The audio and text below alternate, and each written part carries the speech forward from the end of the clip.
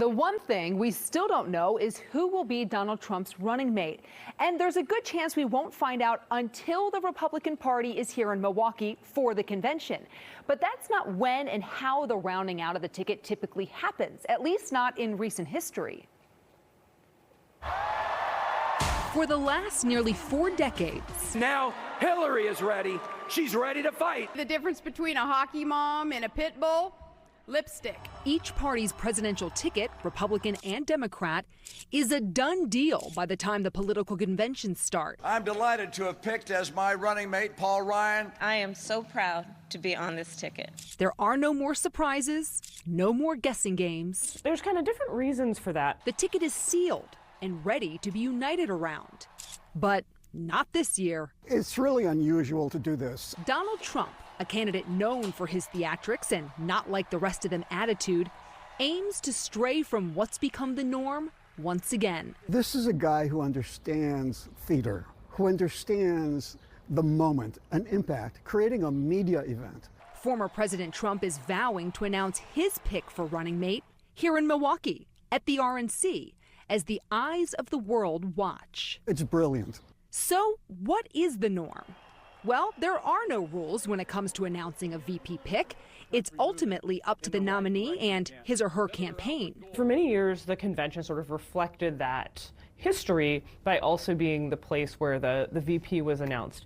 That hasn't been the case, as you said, for several decades. In fact, the last time it happened at a convention was 1988, when George H.W. Bush announced Dan Quayle as his running mate at the RNC in New Orleans. My choice for the vice presidency is Senator Dan Quayle of Indiana. But since then, every VP for both Republicans and Democrats have been known ahead of convention time.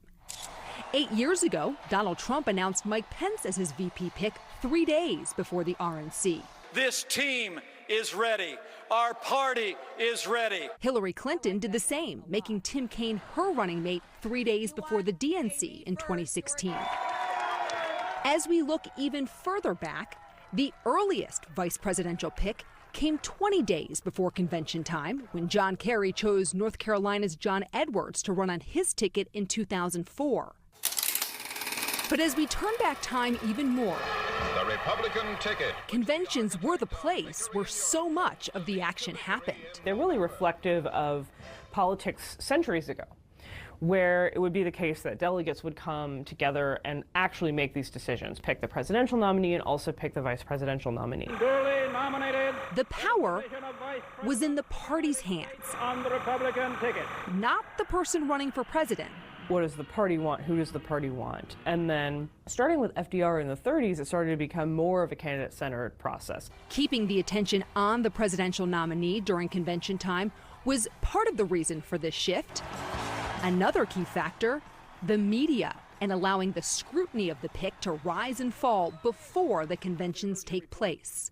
But not this time. My guess is that he hasn't told anybody, and he's not going to tell anybody until the very last minute. This will be former President Trump's 3rd Republican National Convention as the nominee, and there will likely be nothing traditional about it. I wouldn't put it past Trump to keep breaking traditions, that he will come on the stage and in prime time, he will announce his pick, and then whoever that is will come out from the floor and walk up the rostrum. It'll be a moment, and that's really what he wants to accomplish.